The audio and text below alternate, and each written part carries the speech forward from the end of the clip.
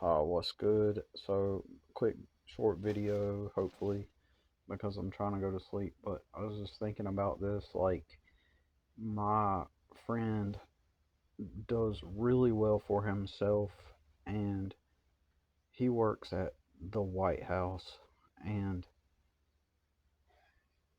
when he worked there before for the Navy at the White House, he worked for the media team for the Navy.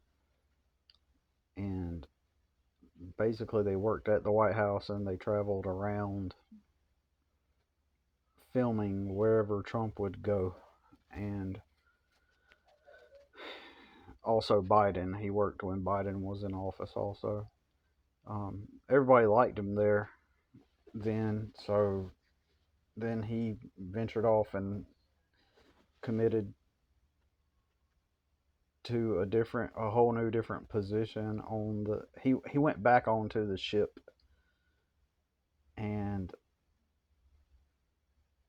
took a job totally different than what he'd done before he was in media on the ship as well before working at the White House. And then was on he went back on the ship and took a job of like a blue collar job. And the job was painting the ship. So the ship is a micro city with about, I think, 5,000 or so people on it. I may be wrong, but the exact number, but I know that it's like a micro city. Uh, so there's like about 5,000 people the last time I recalled, all living on the ship. I got to tour the Roosevelt. So he's on the Eisenhower. I got to tour the Roosevelt many years ago, when, before my son was born.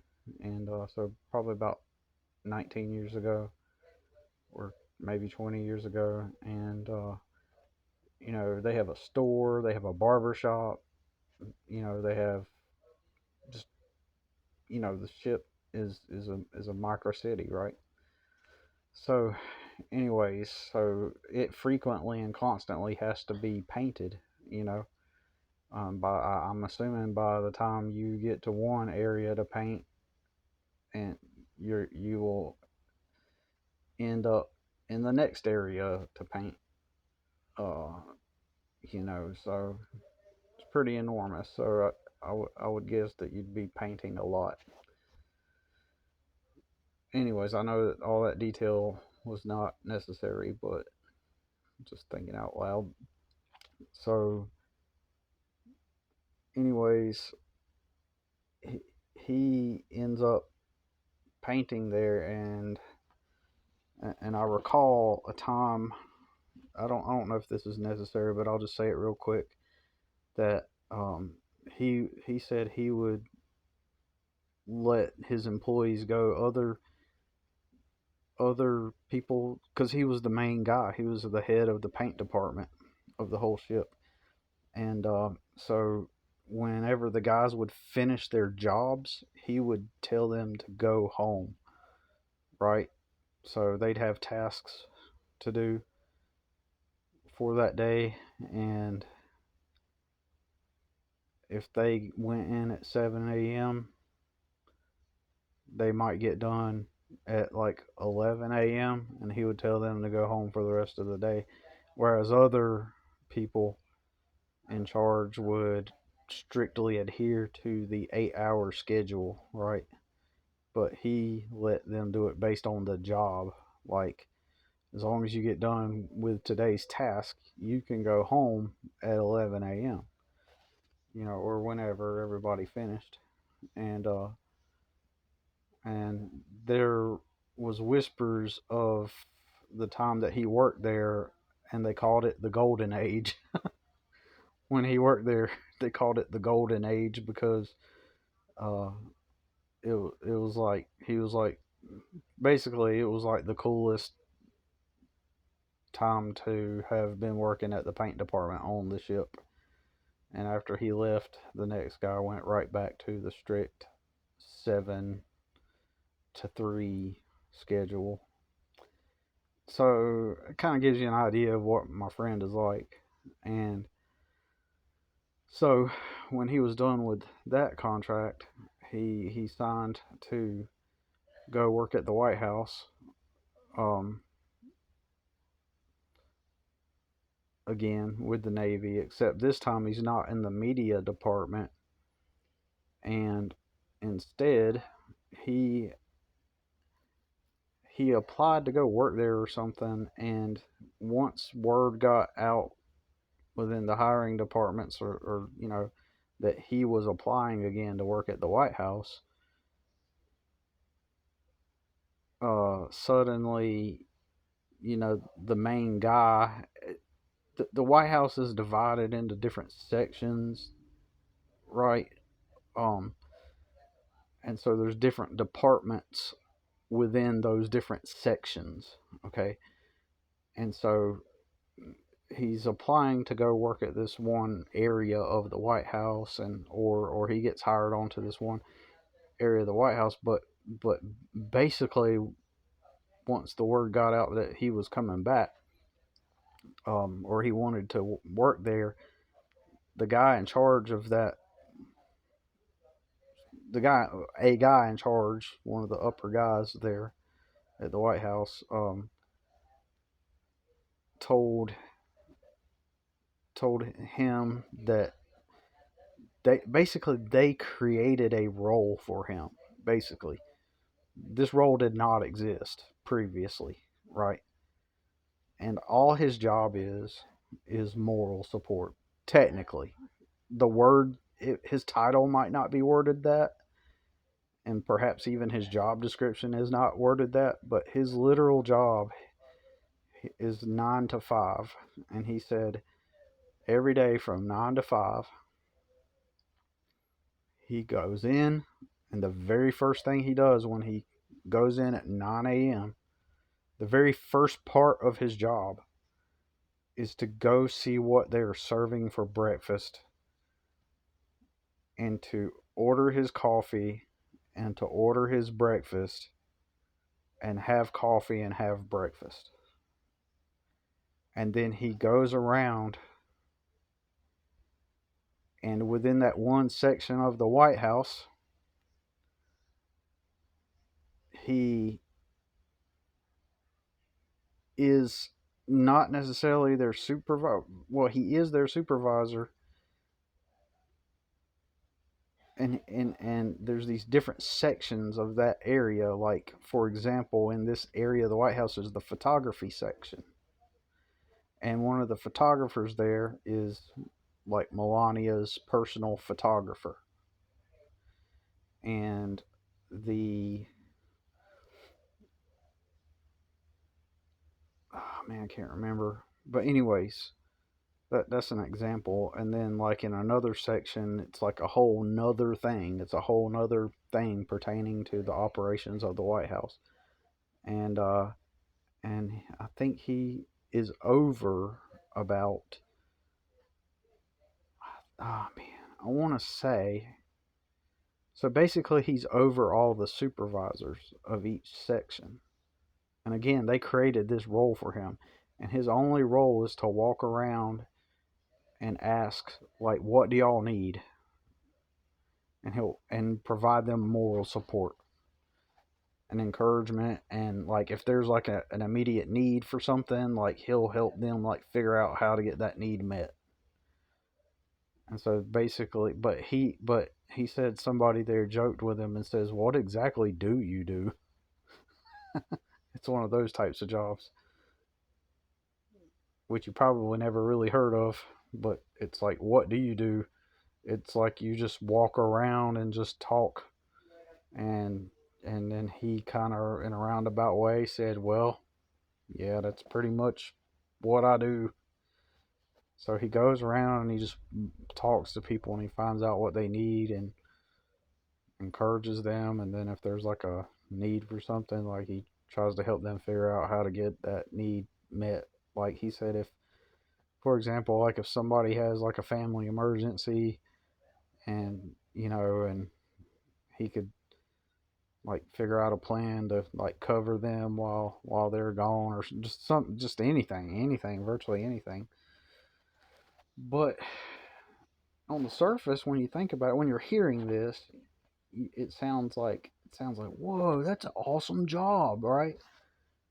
Sounds like an incredible job. Like you're getting paid all this money, you work 9 to 5, and all your job is to walk around and encourage people and make sure everything's running smoothly. Pretty much that's his job, right? On that area of the White House. And when you it sounds pretty cool. Like most people be like, "Whoa, that would be the most awesome job, and you'd probably get paid really good." And so I'm gonna guess that the job pays 120,000 a year. I'm gonna guess because when he and I were talking about pay, I can't remember our exact conversation. He didn't tell me how much he got paid per year, but but or maybe he did. I don't remember if he did, but I don't think he did. But basically, based on my memory, he was telling me about this other position that you could. Oh yeah, that's right. He said after his contract is over, he can go to he'll be done with that job, and he said if he may consider continuing to work there once he's out of the Navy. So he'll be out of the Navy, but he will be working at the White House still. And there's this school that they do there to train up people for media to do media at the White House, something like that. And he said virtually like they only do these classes like I think twice a month or something like that. It's some kind of weird schedule on how they do these classes. But his job would be to teach that class, but it would only be twice a month, but it would be a full time job. So basically, he wouldn't be doing anything. Something like that. Like he was talking about how he'd potentially have like hours at a time just to like read or just do whatever he wants, basically. Something like that. I can't remember exactly what he said, but it's basically um, like a teaching role for media or something. I can't remember the specifics, but that's not my main point. But it also makes my point as well. I mean, shit. If you could have a job where you could sit around on the job and do what you want, then that would be the ideal job to work on, like a side hustle, maybe like an internet based thing or anything technically. Like you could work on, like say you had a job where you had infinite hours just to do what you want and you're getting paid. And some people, I've used to listen to Aaron Clary years ago, and he's made some pretty decent points. And one of those points was if you he recommended guys get a security job like at night because basically you're literally doing nothing, and so while you're on the clock doing nothing, you could be like working on like an internet based business or something that's going to eventually get you out of your job or something like that. I can't remember exactly. Um, but either way, like if you did have a job with those infinite hours like that and you had a lot of time on your hands at that job, then you could definitely get away with working on um, building something up, and then when you are actually off, you could work on it then too. You could do, I mean, it's just not something I'm thinking about. But anyways, but that's not even my point. I'm about out of time, but my main point is that sounds like great. Like think of my friend's current job there now, right? Like it sounds great. The very first thing you do when he told me this, he was like the very first thing I do, walk in, go get my coffee and get my breakfast. It's the first part of the day. And then I like walk around and greet everybody and say hey and all this shit.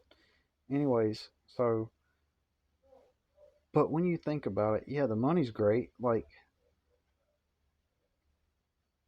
but imagine that's your life. Imagine your whole day is just walking around and talking with people, and you have your breakfast, you have your lunch, and you just talk to people about the things that they're doing.